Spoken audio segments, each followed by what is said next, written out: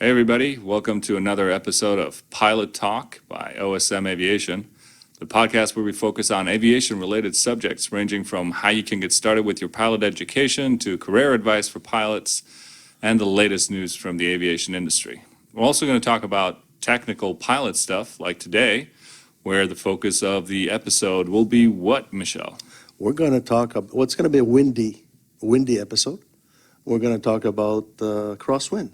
Oh, nice. That's an interesting subject. It is because, we don't have ideal conditions every time we come to go flying, either takeoff or landing. It's all in the hands of God, basically. Yeah, we can't control the weather, so Nope. we need to be able to adapt. And that's what this episode is going to be about today. So we'll Exciting. get some tips, some tricks, and we'll talk about some of the common errors that occurs when trying to do crosswind landings. Exactly. Or takeoff. All right, so stay tuned. Right on. You are listening to Pilot Talk by OSM Aviation.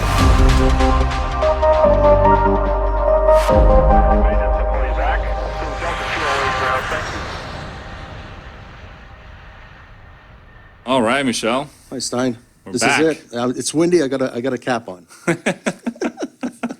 I'm actually really looking forward to discussing this with you because, you've had such a long flying career and so many good insights on crosswind landings, and we talk about it from that perspective, and Yeah. the different planes that you've flown, Yeah. and some Planes, helicopters, and anything that flies really will be affected by Yeah. some kind of, one way or the other, of crosswind. I mean, and you guys at the academy level, it's important. We train crosswind every opportunity we get. Yeah, yeah, It's a really important skill for the students to train, and that's the only way they're going to get really good at it. yeah. Do they, we're talking about the academy level, that's at this right now. Do you have special days where you say, okay, now today there's a crosswind, we're gonna go, forget about doing this lesson plan, because we have a crosswind today, Yeah. we're gonna go out there and do some crosswind takeoff and landing? Absolutely, yeah. There are specific lessons for that, and I think we should definitely get into that. But maybe should we start off by talking a little bit about what crosswind is? Good idea. For those, I'm sure there's pilots listening, and any pilot would know what crosswind is and what that entails. Yeah. Hopefully. Yeah, I I think hope they so. will. Yeah. But for those who are not pilots, but maybe want to become pilots, or just curious about the subject. That's right, The yeah. crosswind is when the wind is coming towards the runway at an angle. That's right, yeah, it's across from the heading of the runway, that's right, yes, Yeah. exactly. It's a little bit self-explanatory based on the name of the, That's right, crosswind, yeah. but I don't think there's any other name for that, nah. Is I there? don't- Yeah, no, I Crosswind? don't. No, Not no. that I've heard of, at least. unless the listeners have something to say about that one, but I Yeah. don't think it's crosswind's a crosswind. Crosswind's a crosswind across the Yeah, globe. yeah. Yeah. And it can be any strength. It can be different strengths, it can come from different directions, and it might even be a variable wind in terms of it's changing directions during your approach and landing, and also it could be a gusty wind, so it could change both direction and velocity. And speed, yeah, that's right, and yeah, strength, exactly. or whatever you want to call it. And that makes it even more complicated, I think, when you start changing velocity or speed Yeah. and also direction, like a variable wind. It's one of those that, you set a sort of technique to it and then it changes all of a sudden. Yeah. Yeah. I agree. So, but the crosswind, it's not just during the takeoff and the landing process it affects us, right? That's right, yeah, it can affect you, it will affect you during your taxiing, like when you're moving the aircraft from the place where it's parked to the point where it's going to go for the takeoff position. So we call taxiing, Yeah. just in case somebody doesn't understand what you're talking about, a taxi. So like, what, you're getting a Yeah, cab? yeah, exactly. So basically, when you get your weather forecast, when you get the actual winds, you will at that point basically mentally psych yourself up, saying that, okay, well, today the wind is it's a crosswind. So what do you guys do for when you brief your students about today it's going to be a crosswind and you have to taxi? Is there a different technique that you guys use? No, we do, just like you were saying, we use crosswind taxiing technique. So depending on where the wind's coming from and depending on where the aircraft's nose is pointing, you got to position your ailerons and elevator accordingly. Right. So, yeah, in the pre-briefing, like you said, the student will always brief on the weather today or the current NOTAMs, do a threat and error management or TEM brief and be like, all right, any threats today that are, like, for example, during springtime, there's more bird activity or whatever. Right. Or, there are strong crosswinds today. Right. They are variable in direction and there are gusts. Pilot Talk with Stein Michel and Michelle Treskin. So basically, when you're taxiing, you want to keep situational awareness because you're going to apply some crosswind technique as you're taxiing Yeah. to the takeoff point. Exactly. So you need to know all the time where the wind is coming from. So because at one point you'll probably have to reverse the ailerons from the left to the right, basically, because the winds is changing or you've changed direction, right? Exactly, yeah, Yeah. indeed. So basically, do you guys go out there and, I know the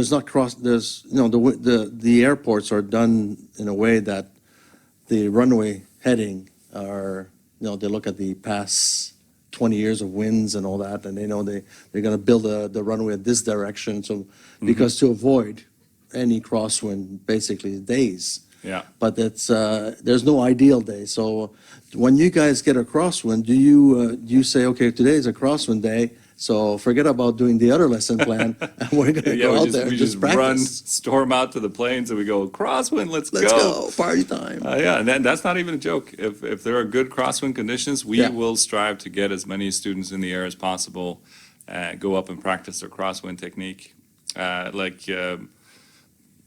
There are specific lessons where the focus of the lesson is crosswind. So and then the reverse will be true as well, because sometimes you go as a student for a flight and you see that, okay, I'm scheduled for a crosswind lesson today with my instructor.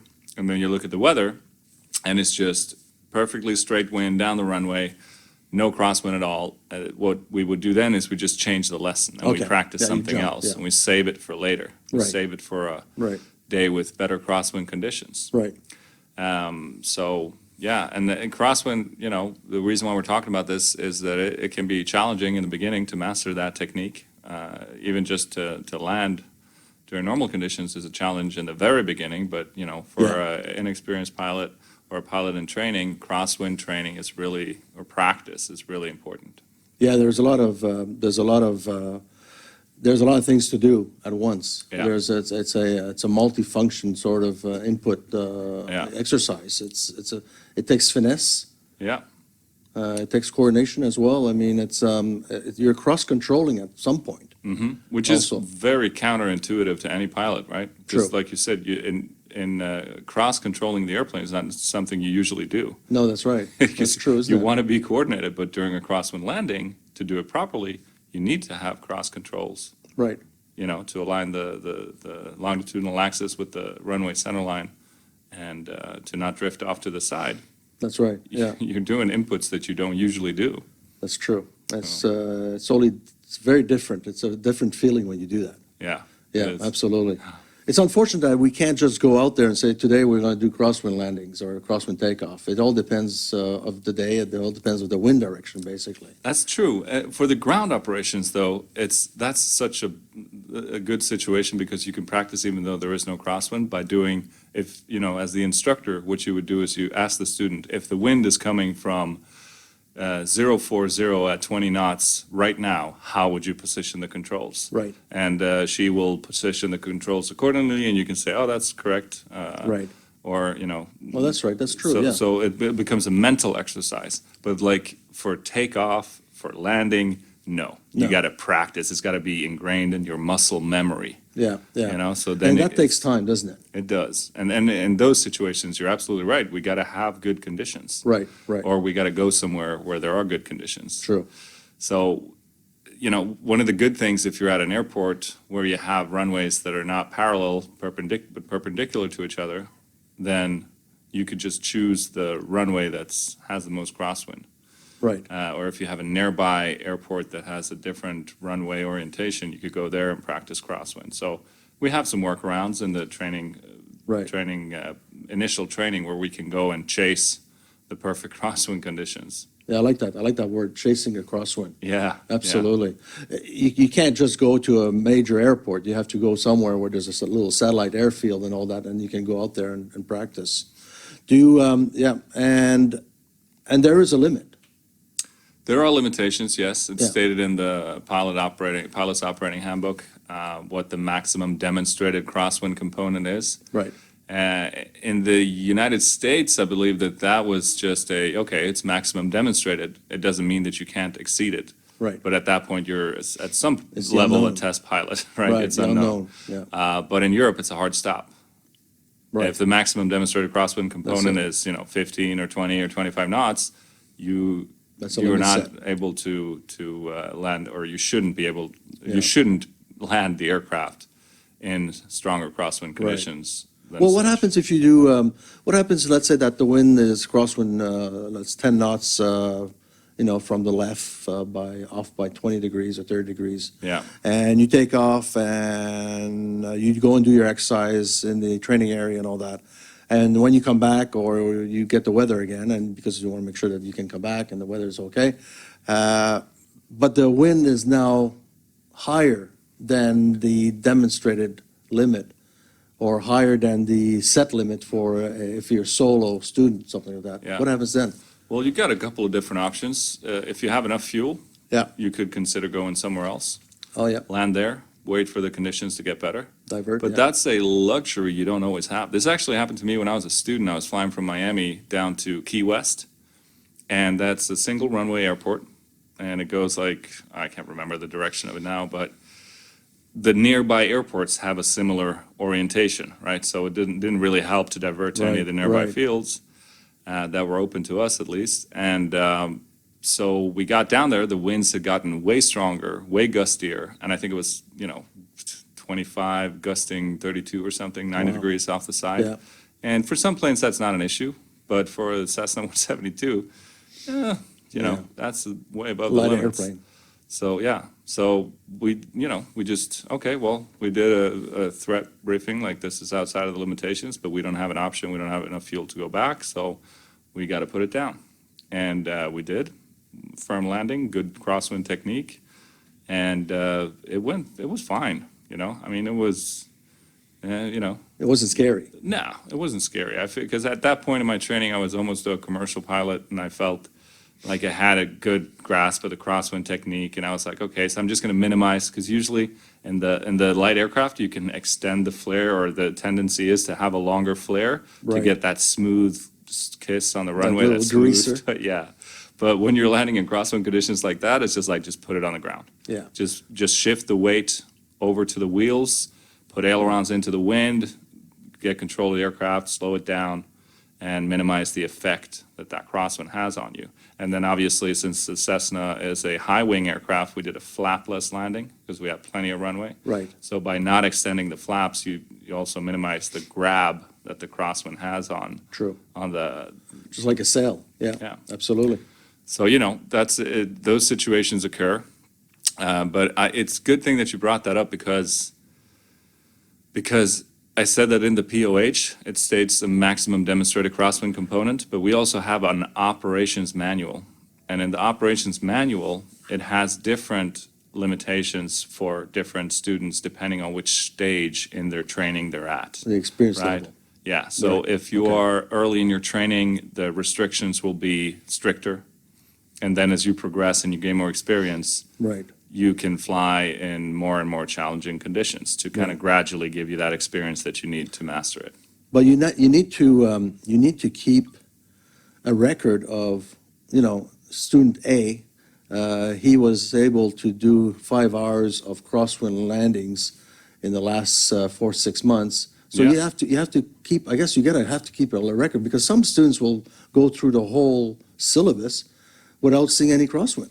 It could happen, Well, right? it could happen, hopefully. No, it won't. That's but- an extreme. Yeah. Yeah, but you're right. I think the journey will be different for any Right. student because we don't control the weather or the That's winds. right, yeah. So some students might be lucky in being exposed to stronger winds and more challenging conditions Yeah. at a Yeah. higher frequency or whatever you want to call it.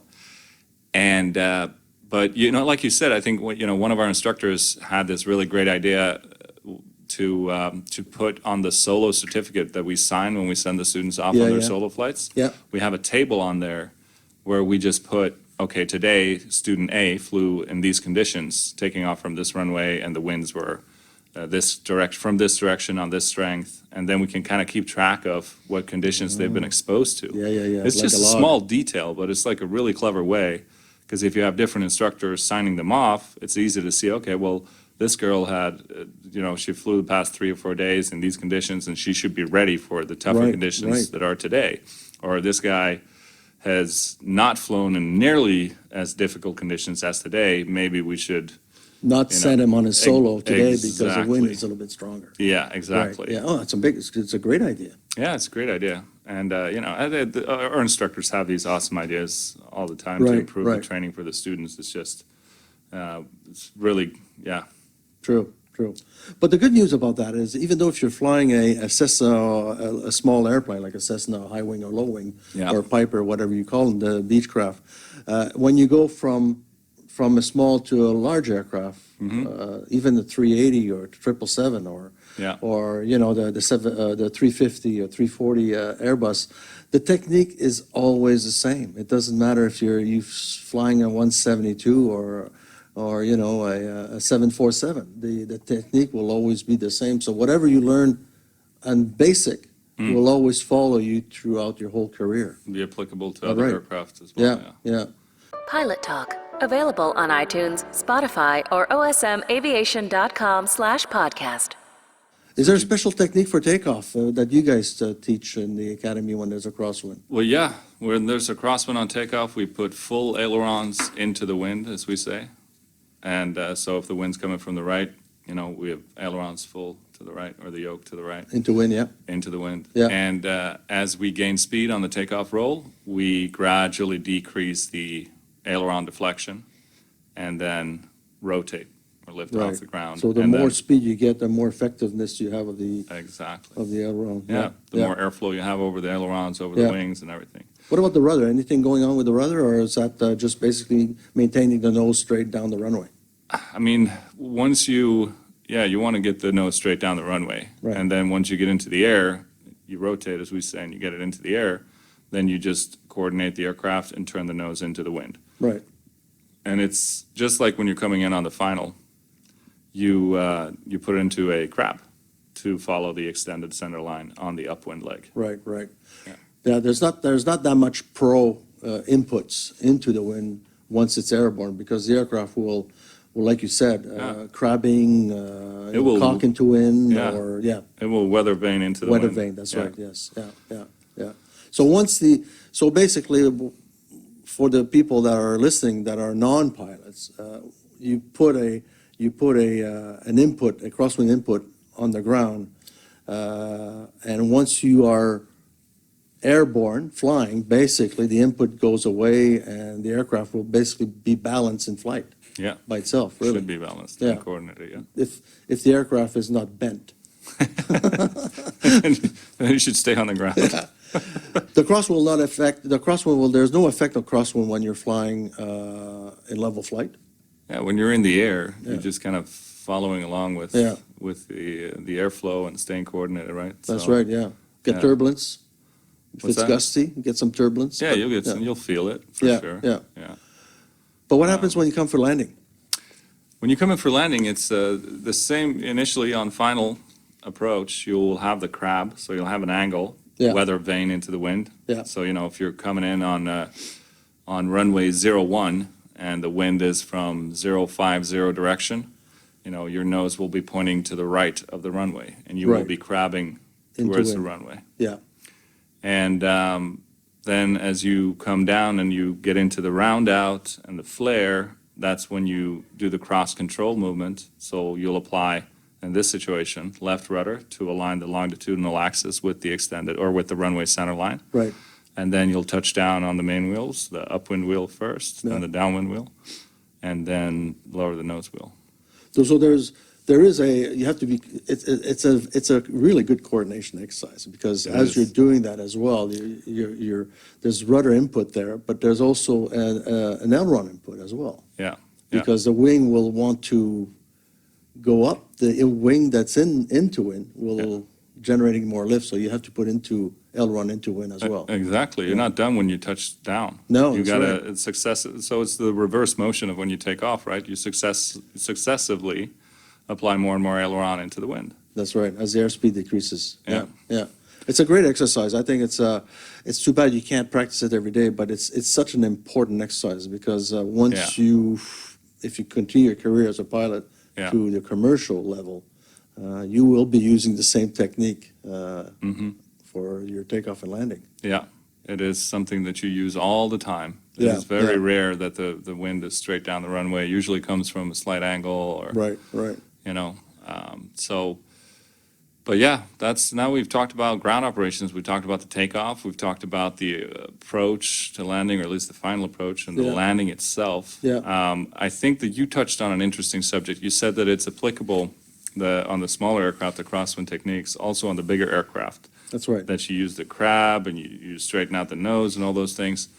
But there are a few considerations that are different with, for example, an Airbus or a Boeing, right? Because they have the engines hanging underneath the wings and the low wings. Yeah.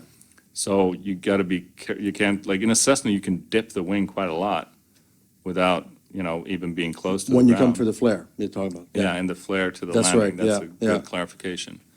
And that's a little different on the bigger ones, right? Yeah, you don't, and you actually said it when you're explaining the approach to land on the smaller airplane.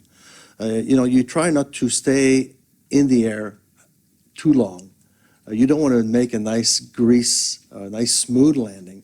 Normally, when you do a crosswind landing on a big airplane, or even a small airplane, you try to minimize your time when you are doing that flare correction nose into the runway. If you stay too long in the air, the wind will have an effect to it, and then you'll have to put more controls to control the wind. So basically, on the big airplanes, you can't just go in and stay in the air and make a nice smooth landing, because, like you said, the low swung engines will probably be in effect if you do put too much control on it. So it is a firm landing. It's a very quick application of inputs, rudder, aileron, and touchdown. Basically, that's how it should be. Yeah. If you take too long, then there's a risk of touching even a wingtip if you don't do it the right way. Yeah. Yeah, yeah. And that, I think what you just highlighted there is also probably gives non-pilots at least a better picture of why it's a complex maneuver to learn, because everything, it's not just that it's a lot of things happening, but it's a lot of things happening at once. That's at a very, right. Very short time span as you transition from the final approach into the flare and then the touchdown. It's very quick. Not yeah, a lot of yeah. seconds there. Yeah, and the probability of having a hard landing is always there. And something, as a passenger, if you're wondering why did he land hard today and not hard the other day, it's probably because their wind angle was different, Yeah. you know? That's an interesting perspective. Because a lot of times, as a passenger, you wouldn't understand that. No, You would just no. think that, oh my God, this is a bad pilot. He or she did The a first bad officer did a landing. Exactly. I was on a flight to Stavanger in Norway once, and they were landing on the shorter runway that they don't usually use. Right. And on top of that, there was a lot of rain. So you have the standing water on the runway. That's right, contamination. Exactly. So the runway is contaminated with water, which means that there's a risk of hydroplaning. That's right. Just like in a car if you drive through water. Yep. And the technique then is actually to land firmly, because you want to Exactly. punch through the water layer and get contact with the asphalt. That's right. So the pilot did a firm landing, and you felt it, but Oh, yeah. it was completely the correct technique in that situation. But I overheard some passengers going, "Oh my God, that was a horrible It was landing." terrible, yeah. Yeah. So to the non-trained, They don't know. Yeah, they don't know. Exactly, but you're right, absolutely. It has the same effect, the hydroplaning on an airplane or a car has the same effect. You'll lose control if you don't do it right. Yeah. Absolutely, Yeah. yeah, absolutely. So that's a good thing to remember, folks. Sometimes a harder landing can be the best option in that particular situation. That's right, yeah. And any pilot out there will know this to be true. Exactly. All Well, that's right. great, man. I think that I'm looking forward to my next flight and hopefully there'll be a crosswind landing. I want to see how this guy does it. But as a plane spotter, Yeah, you can see, it's the best time to go and look at airplanes landing is Yeah. when there's a crosswind. yeah. Because that's where you see, you separate the man from the boys, if I can say that. Or the women from the girls. Oh, the wind for the girls, that's right, exactly, exactly. Yeah, that's a really good idea. Yeah, if you want to go out plane spotting, do so when there's a windy day and watch the skillful techniques That's right. applied. Yeah, You see some of these plane spotters put up videos too as love well. So watching you can those. find, if you search on YouTube, yeah. crosswind landings, Yeah, there's some pretty extreme videos out there. yeah. You know, every time I go in the simulator, I always give myself the maximum crosswind permitted on the aircraft. So I can practice. So you can practice that in the simulator. I mean, it's, you know, That's another good point, actually. The simulator, you can always manipulate the weather exactly the way you want it. just the way you want it. Yeah, Yeah. and we do a lot of, there's always guys do it in the crosswind. Yeah, academy. when That's right. when we practice, even holding, takeoff, landings, all that stuff, always put crosswind in there, Yeah. just to give you that, or give the students that That's right. challenge and that. Everybody can land experience. with a straight land or straight wind down the runway, but Mm. it takes some finesse and some, some special talent to Yeah. come in a 40-knot crosswind. Well, that's true. Yeah, yeah, So it's important to train it. yeah, absolutely. So the next time, So next time, man, we're going to be talking about how to become a pilot. yeah, that'll be an interesting one because I think that a lot of listeners will be interested about that. Yeah, I think so too. And we're going to talk about what you can think about in preparation for getting into flight school, what kind of subjects that are important to study in high school, so before you apply. Right. And also, we're going to talk a little bit about the aptitude tests or the entry tests that that's usually hate the those reaction things. people have. We've been through those a couple of times. I hate those things, man. Yeah, and you don't leave that room feeling, I nailed it. You always go out and like, Oh my man. God, I need a drink. It's it's a stressful, That's right. stressful That's right. That's thing, true. but it's also important, Yeah. right? Yeah. So yeah, that's going to be a really interesting episode. I look forward to that. Looking forward to that too. And in the meantime, for those of you who are listening, you can find this podcast anywhere where podcasts are found: iTunes, Spotify, Podbean, and so on and so forth. And if you go to our website, osmaviation.com/podcast, you can listen to the podcast there as well, and you can leave feedback to us.